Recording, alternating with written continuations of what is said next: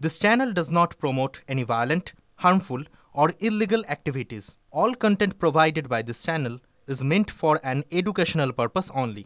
সবার প্রথমে এসএসসির দিকে নজর তো রাখতে হবে, কারণ এসএসসি ভবন অভিযান একদিকে হচ্ছে, কারণ এদিকে ইতিমধ্যে বিকেলে আজকে তালিকা প্রকাশ করার কথা রয়েছে। যারা যোগ্য তাদের তালিকা প্রকাশ করা হবে এবং স্পষ্ট বলা হচ্ছে যারা চিহ্নিত অযোগ্য নন তাদের তালিকায় প্রকাশ করা হবে। চিহ্নিত অযোগ্যদের তালিকা প্রকাশ হবে না খবর সূত্রে, তবে ওএমআর আপলোড হওয়ার সম্ভাবনা কিন্তু এই মুহূর্তে দাঁড়িয়ে ক্ষীণ। আর কিছুক্ষণ আগেই আমরা করুণাময়ী বাস স্ট্যান্ড থেকে দেখেছি এসএসসি ভবন অভিযান, এবং যারা নিজেদের যোগ্য দাবি করে আসছেন তারা এই অভিযান চালিয়ে যাবেন যতক্ষণ না এসএসসির পক্ষ থেকে পোর্টালে সেই তালিকা প্রকাশ করা হচ্ছে, যোগ্যদের তালিকা প্রকাশ করা হচ্ছে। আমাদের সঙ্গে সহকর্মী দুই রয়েছেন, সুমন এবং সুষমন। সুমন, তোমার কাছে আমি প্রথমেই জানতে চাইবো একটা বিষয়, আজকে যে তালিকা প্রকাশ করা হবে এসএসসির পক্ষ থেকে বলা হচ্ছে তাতে কি কোনো রকম জট কাটবে? কারণ একটা বিষয় তথ্য উঠে আসছে, ওএমআর শিট প্রকাশ করার সম্ভাবনা ক্ষীণ, কিন্তু যারা আন্দোলন করছেন, যারা অভিযান করছেন তারা প্রথম থেকে বলেছেন ওএমআর শিট প্রকাশ করতেই হবে।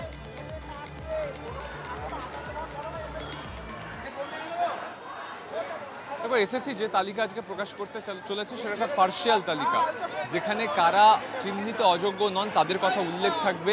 শিক্ষাকর্মীদের তালিকা প্রকাশ করা হবে কিনা এখনো তা নিয়ে দ্বন্দ্বে রয়েছে এসএসসি। আমি তোমাকে দেখাবো বিরাট মিছিল যা শুরু হয়েছিল করুণাময়ী থেকে, তাই ইতিমধ্যে এসএসসি অফিসে এসে পৌঁছেছে এবং এখানে তারা অবস্থানের পরিকল্পনা করছেন। এখানে তারা তাদের অবস্থান চালিয়ে যাবেন। আজকে রাতভর সেই অবস্থান চলতে পারে যদি না এই তাদের দাবি মতন তালিকা প্রকাশ পায়। তবে আমি তোমাকে বলে রাখি যে ওএমআর শিট নাও প্রকাশ পেতে পারে, এই খবর টিভি9 বাংলা ব্রেক করেছিল এবং যেটা জানা যাচ্ছে যে ওএমআর শিট প্রকাশ পাবে না, তার কারণ ইতিমধ্যেই সুপ্রিম কোর্টে এই ওএমআর শিট জমা দেওয়া হয়েছে, তারপরে তো কোনো কাজের কাজ হয়নি। সেক্ষেত্রে এই ওএমআর শিট এখন প্রকাশ পেয়ে কী লাভ হবে? আমি একটু কথা বলবো যাদের রয়েছেন এখানে তাদের সঙ্গে, নেতৃত্বের সঙ্গে। পদক্ষেপ কি হবে? দেখুন, লিস্ট দিলেই যে আমরা সান্ত্বনা পেয়ে যাব বা সন্তুষ্ট হয়ে যাবো একদমই নয়। প্রথমত লিস্ট কিভাবে দিচ্ছে ওটা দেখব, আর যেগুলো বললাম ওগুলো থাকবে। তারপরে আমরা অবশ্যই মানে বৃহত্তর আন্দোলনের পথে যাব যদি দেখি কোথাও কি ওয়ার্ডের জাগলারি থাকে।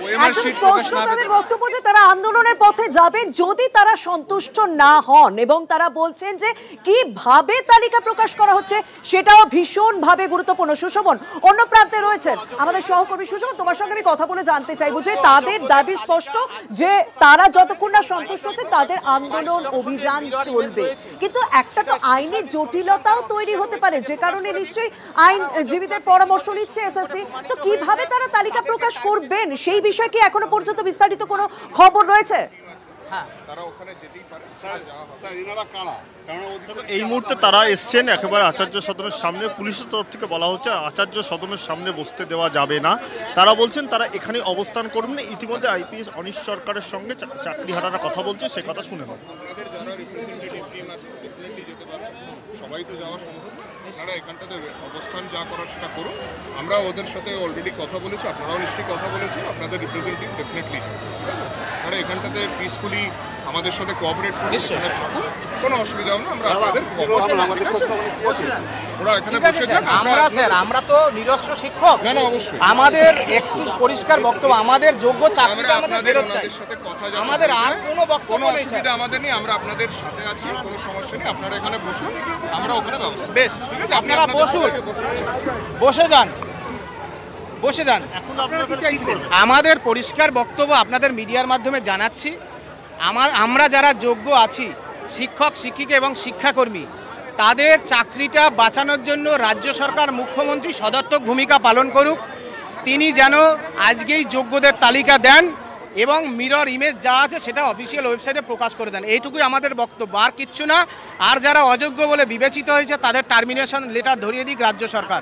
আজকে অনির্দিষ্টকালের জন্য অবস্থান চলবে, এবং বিশেষ করে বলে দিই যে যোগ্য চাকরিহারারা বিভিন্ন মঞ্চে পৃথকভাবে আন্দোলন করছিল, আজকে এই প্রথমবার তারা একসাথে সমস্ত ভেদাভেদ ভুলে আমরা এক হয়ে আজকে এসেছি নিজেদের চাকরি বাঁচানোর জন্য।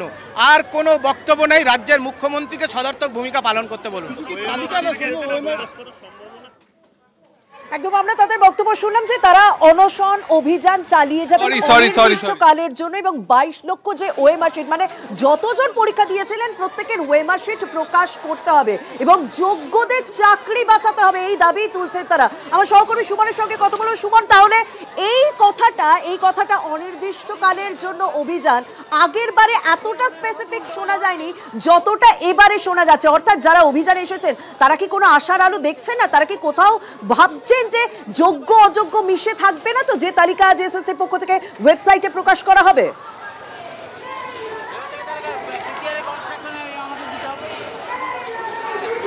একেবারে দেখো, তোমাকে আমি ছবিটা দেখাবো। ইতিমধ্যেই যারা অবস্থানে এসেছেন তারা কিন্তু বসে পড়েছেন এবং তারা রাতভর অবস্থানেও রাজি। তার কারণ তাদের যেটা বক্তব্য যে আজকে তারা তালিকা নিয়ে এবং এই মিরর ইমেজ নিয়ে এখান থেকে যেতে চান।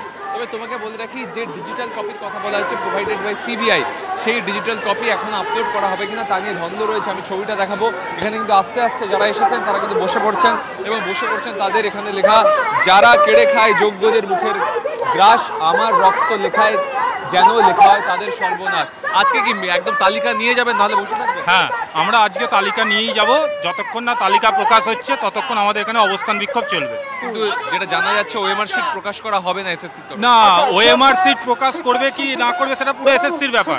আমাদের দাবি আমাদের যোগ্যদের লিস্ট এবং অযোগ্যদের লিস্ট এসএসসিকে সার্টিফাইড করে আলাদা আলাদাভাবে প্রকাশ করতে হবে। মানে এখানে বক্তব্য স্পষ্ট যে অযোগ্যদের তালিকাও প্রকাশ করতে হবে এবং সেটা এসএসসি কে সার্টিফাইড করতে হবে। আমার সহকর্মী সুষমন আরেক দিকে রয়েছে। সুষমন, তুমি যে দিকটা রয়েছে সেখানে যারা অবস্থানে বসেছেন, কারণ ইতিমধ্যে আমি করুণাময়ীর ছবি দেখতে পাচ্ছি যে আচার্য সদনের ঠিক উল্টো দিকে যারা বিক্ষোভ দেখাচ্ছে তারা বসে পড়েছেন, তারা কি বলছেন, তাদের কি দাবি? দেখো, তুমি দেখতেই পাচ্ছ এখানেই অবস্থান করছেন, উল্টো দিকে পুলিশ রয়েছে। পুলিশ এখানে একদিকে যেমন রয়েছে, তাদের বর্তমান যে অবস্থা সেটা একবার দেখানোর চেষ্টা করব। দেখো, একেবারে আচার্য সদন তার সামনে কিন্তু চিত্র এটাই যে যারা তারা কিন্তু এখানেই বসে থাকবে এবং তুমি দেখতে পাচ্ছ, দেখো একের পর এক যারা এসছেন তাদের ছবিটা দেখানোর চেষ্টা করছি যে একেবারে তারা এখানে বসে রয়েছেন। অর্থাৎ দু একজনের সঙ্গে কথা বলার চেষ্টা করব।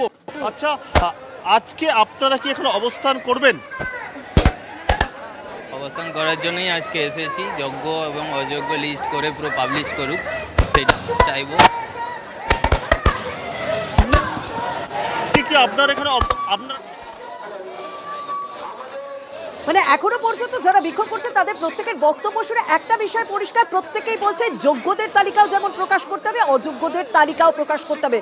প্রত্যেকের মুখে এক কথা, কিন্তু এসএসসি পক্ষ থেকে সূত্র মারফত যা খবর পাওয়া যাচ্ছে অযোগ্যদের তালিকা প্রকাশ করা হবে না এবং ওএমআর শিট প্রকাশের সম্ভাবনাও কিন্তু ক্ষীণ। তাহলে কি হতে চলেছে? যারা এখন বিক্ষোভ অনশন দেখাচ্ছে তাদের কি ভবিষ্যৎ? সুমন,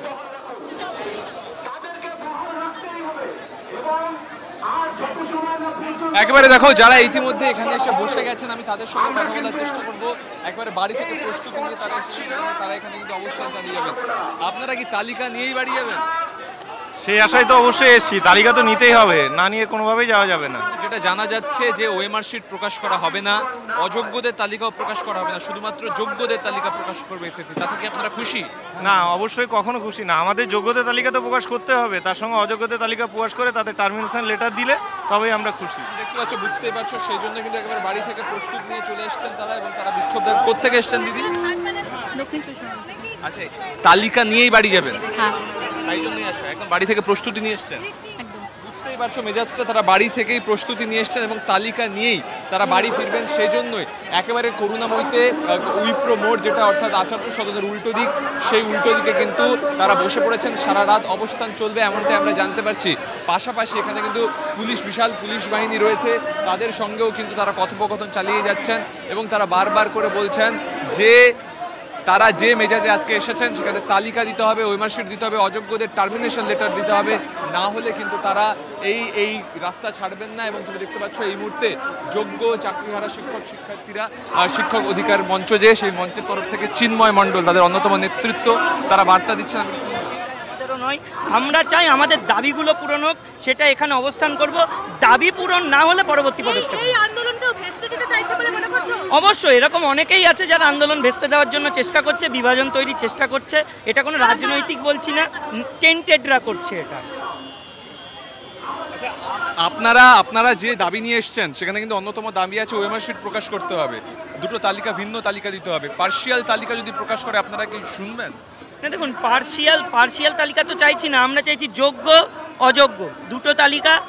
যোগ্য তালিকায় যারা থাকবে ডিক্লেয়ার করতে হবে, ডিক্লারেশন দিতে হবে, এর মধ্যে আর কোনো অযোগ্য নেই, এবং সার্টিফাই করতে হবে এই লিস্টটাকে, এবং তারপরে ওএমআর পাবলিকেশন করতে হবে। এই অযোগ্য যারা চিহ্নিত তাদেরকে ইমিডিয়েটলি রেকমেন্ডেশন ক্যান্সেল করিয়ে টার্মিনেট করতে হবে, তারপরে আমরা স্কুল যাওয়ার কথা ভাববো আলোচনা করে।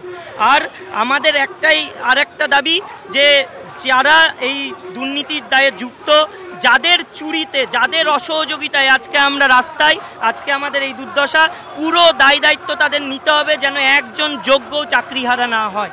তালিকা বেরোলেও তা বেরোবে সন্ধ্যে 6টা নাগাদ, ততক্ষণ কি এখানে বসে থাকবেন? শুধু তালিকা সন্ধ্যে 6টায় দিল কি দিল না ওটা নয়, আমাদের সমস্ত দাবি পূর্ণ না হলে আমরা এখান থেকে উঠবো না। অনির্দিষ্টকালীন অবস্থান অবশ্যই সেটা আমরা পরবর্তীকালে আলোচনা করব, যে যেটা দিচ্ছে বা যা করবে কমিশন, সেটাই আমরা আদৌ সন্তুষ্ট হতে পারছি কিনা।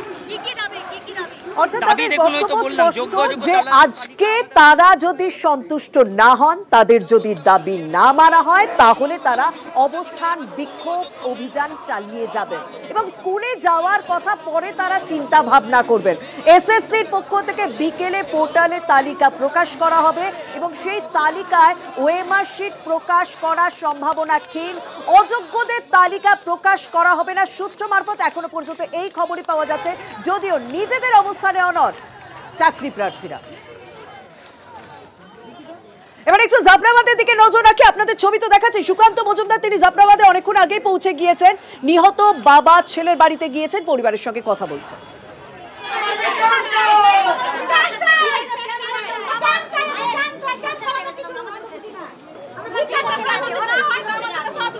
একেবারে সরাসরি আমরা দেখছি পরিবারের সদস্যরা যারা বিএসএফ ক্যাম্পে স্থায়ী বিএসএফ ক্যাম্পে দাবি তারা করছেন।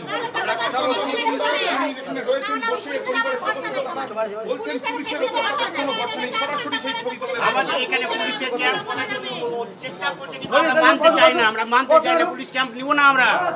আমরা বিএসএফ স্থায়ীভাবে পার্মানেন্ট ক্যাম্প চাই। আমি কথা বলছি, আপনারা লড়াই থাকবে, পালাবেন না, পালালে পরে আরো ভয় দেখাবে। বাপ ঠাকুরদার জন্য আমরা ছাড়বো কেন? যাওয়া যাবে না, লড়াই করুন, আমরা সাথে আছি। প্রয়োজনে আবার আসবো, কোনো অসুবিধা নেই, আবার আসবো, ঠিক আছে, অসুবিধা নেই। আমরা বিএসএফ ক্যাম্পের ব্যাপারেও কথা বলছি, ক্যাম্পের জায়গা দেওয়ার জন্য রেডি হয়ে আছে আমাদের এখানে লোক। হ্যাঁ, সেন্ট্রাল ফোর্স আছে বলে আপনারা শান্তিতে থাকতে পারেন।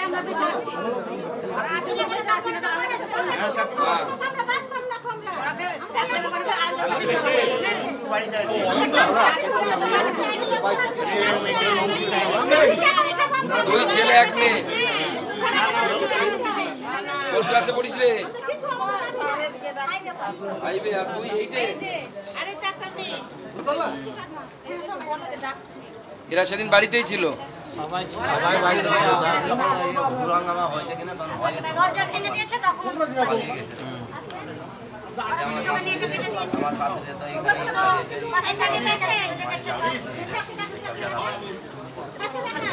এদেরকে পেলে হয়তো এদেরকেও মেরে দিত।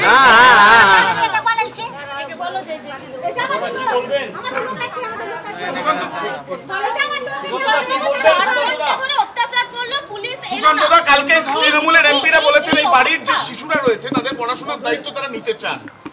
দেখুন, পড়াশোনার দায়িত্ব নেবেন সে তো বড় কথা নাই। বড় কথা হচ্ছে এদের বাবাকে কি ফিরিয়ে দিতে পারবে, এদের ঠাকুরদাকে কি ফিরিয়ে দিতে পারবে?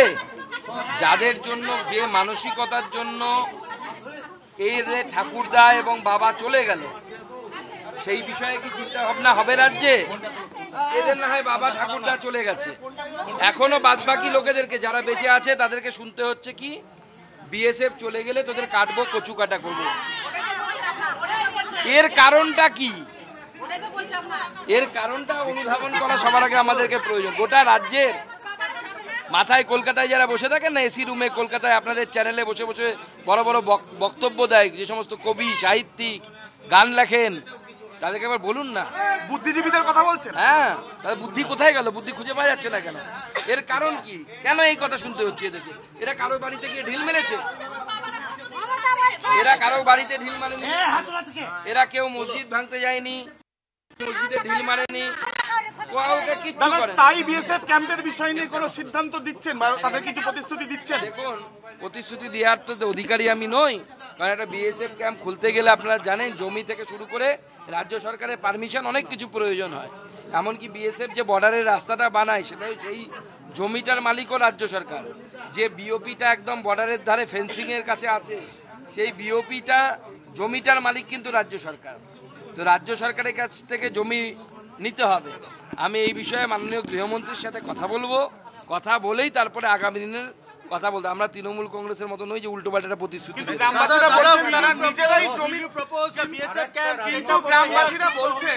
তারা নিজেরাই জমি দিতে রাজি আছেন স্থায়ী বিএসএফ ক্যাম্পের জন্য। তবুও রাজ্য সরকারের পারমিশন প্রয়োজন। আইন জানার দরকার, সাধারণ মানুষ তো আইন জানবে না, এটাই স্বাভাবিক। তো যারা নিয়ম কানুন জানে তারা জানেন বিএসএফ ক্যাম্পের জন্য সাধারণ মানুষের সাথে। আমরা আবারও আচার্য সদনের উল্টো দিকে ছবি আপনাদের সামনে তুলে ধরবো, কারণ সেখানে চাকরিহারারা বসে পড়েছেন। তবে তারা কতক্ষণ এই অনশন অভিযান চালিয়ে যাচ্ছে তা নির্ভর করছে এসএসসির পদক্ষেপের উপর। এসএসসি আজ বিকেল নাগাদ পোর্টালে তারা তালিকা প্রকাশ করবেন, যারা অযোগ্য চিহ্নিত নন তাদের তালিকা প্রকাশ করা হবে এবং সেই তালিকা দেখে যদি সন্তুষ্ট হন বিক্ষোভকারীরা তাহলে তারা তাদের অনশন অভিযান তুলবেন। আমাদের সহকর্মী সুমন শেখা থেকে রয়েছেন। সুমন, এই গরমের মধ্যে তারা প্রায় প্রত্যেক দিনই অনশন অভিযান বিক্ষোভে বসছেন, যদিও জায়গাটা খালি পাল্টে গিয়েছে, কিন্তু এই রকম ভাবে কতদিন চলবে? আমরা নিজেরা আপনাদের হাতে তুলে দেবো এবং মিডিয়া বন্ধুদেরকে বলছি যে আপনারা জানেন যে মঞ্চের মুখ কারা, আপনারা তাদেরকে চেনেন, মঞ্চের মুখ কারা আপনারা তাদেরকে চেনেন এবং আজকে এখানে মঞ্চ যোগ্য শিক্ষক শিক্ষিকা অধিকার মঞ্চ চাপবাড়াতে এসএসসি অফিস অভিযানের ডাক দেওয়া হয় করুণাময়ী বাস স্ট্যান্ড থেকে একেবারে মিছিল করে। এই কদিন আগে ঠিক যেভাবে এসএসসি ভবনে অভিযান হয়েছিল সেই একই ছবি ধরা পড়লো আজ, এবং করুণাময়ীতে এসে আচার্য সদনের উল্টো দিকে এসে বসে পড়েন বিক্ষোভকারীরা এবং তারা প্রাথমিকভাবে বলছে যতক্ষণ না পোর্টালে তালিকা প্রকাশ করা হচ্ছে এসএসসির পক্ষ থেকে ততক্ষণ তারা সেখানে অবস্থানে বসবেন। তবে তারা এই অভিযান বা অবস্থান বিক্ষোভ কতক্ষণ চালাবে তা নির্ভর করছে এসএসসির পদক্ষেপের উপর, কারণ সেই তালিকা দেখে যদি তারা সন্তুষ্ট হন।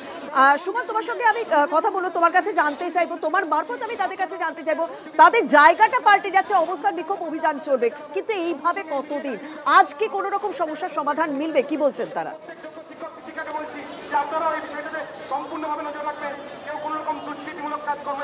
দেখো শর্মিষ্ঠা, তোমাকে বলে রাখি যে এই যে যোগ্য চাকরিহারা শিক্ষক শিক্ষিকারা তারা কিন্তু প্রস্তুতি নিয়ে এসেছেন যাতে আজকে এখানে রাত কাটাতে হলেও তারা রাত কাটাবেন। তার কারণ তারা জানেন যে তালিকা নিয়ে যাওয়ার পরেও এই লড়াই চালিয়ে যেতে হবে। এবং আমি তোমাকে বলবো পেছনের দিকে ছবিটা ঘুরে দেখাতে, তারা পুলিশের সঙ্গেও কথা বলছেন, পুলিশের সঙ্গে কথা বলে তারা চেষ্টা করছেন কিভাবে এখানে এই অবস্থান চালিয়ে যাওয়া যায় এবং পুলিশকেও তারা তাদের এই দুর্দশার কথা ব্যক্ত করছেন। পাশাপাশি যেহেতু এই তালিকাতেই সমস্যার সমাধান হবে না, তার সঙ্গে সঙ্গে সুপ্রিম কোর্টে আইনি যুদ্ধ, সেই আইনি যুদ্ধ জিততে হবে। সেই জায়গায় এসএসসি তাদের পক্ষের কি কাজ করছে সেটাকেও কিন্তু তারা নজরে রেখেছেন এবং নজরে রেখেই কিন্তু তারা আজকের এই আন্দোলনের সাথে কথা বলবো। কোথেকে এসেছেন আপনি? আমি বর্ধমান থেকে এসেছি। তালিকা না নিয়ে কি বাড়ি যাবেন? না, তালিকা আমাদের চাই, তালিকা নিয়েই বাড়ি যাব। কি মনে হচ্ছে তালিকা পেলে আপনাদের সুবিধা হবে? অবশ্যই সুবিধা হবে, আমাদের তো এটাই বরাবরই দাবি ছিল, 1 বছর আগে থেকেই তো আমরা এটা দাবি করে যাচ্ছি। কিন্তু এসএসসি সূত্রে জানা যাচ্ছে ওএমআর শিট তারা প্রকাশ করবে না, পার্শিয়াল তালিকা প্রকাশ করতে পারে। তাহলে কি আপনারা বাড়ি ফিরবেন? না, আমাদের সবকিছুই চাই, আমাদের যা যা দাবি সবকিছু এসএসসি কে দিতে হবে এবং আমরা জানি এসএসসি কাছে আছে, দিতেই হবে। এই মেজাজটা তুমি বুঝতে পারছো আজকে যোগ্য চাকরিহারা শিক্ষক শিক্ষিকারা যারা এসেছেন তারা এখানে বসে রয়েছেন এবং তারা কিন্তু এই দাবি নিয়ে কিন্তু তারা লড়াই চালিয়েছেন। পাশাপাশি শিক্ষক সংগঠনের নেতা তারাও এসেছেন কিন্তু এখানে। এই যে এরা বাড়ি থেকে এসে বসে আছে শিক্ষকরা, কি বলবেন? এটা সত্যি খুব খারাপ লাগছে। শুধু এরা পথে বসে আছে না, পুরো পশ্চিমবঙ্গের শিক্ষা ব্যবস্থাটা আজকের পথে পড়েছে।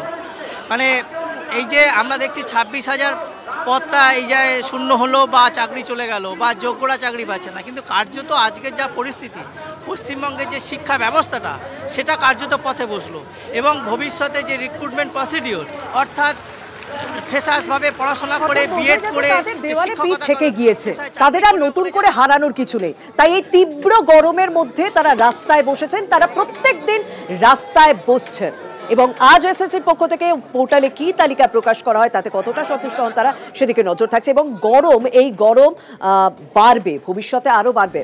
একেবারে সরাসরি আবহাওয়ার খবরটাই আপনাদের সামনে একেবারে তুলে ধরি। আগামী 4 দিনে 6 ডিগ্রি পর্যন্ত তাপমাত্রা বাড়তে পারে এরকম খবর রয়েছে এবং পশ্চিমাঞ্চলে যে সমস্ত জেলাগুলি রয়েছে সেখানে তাপপ্রবাহের সতর্কতা জারি। ঝাড়গ্রাম, পুরুলিয়া, বাঁকুড়ায় তাপপ্রবাহ রয়েছে এবং 41 থেকে 42 ডিগ্রি সেলসিয়াসে পৌঁছতে পারে তাপমাত্রা। কলকাতায় ভ্যাপসা গরমের অস্বস্তি আরও বাড়বে এবং 37 ডিগ্রির আশেপাশে থাকবে মহানগরের পারদ, অর্থাৎ গরম বাড়বে।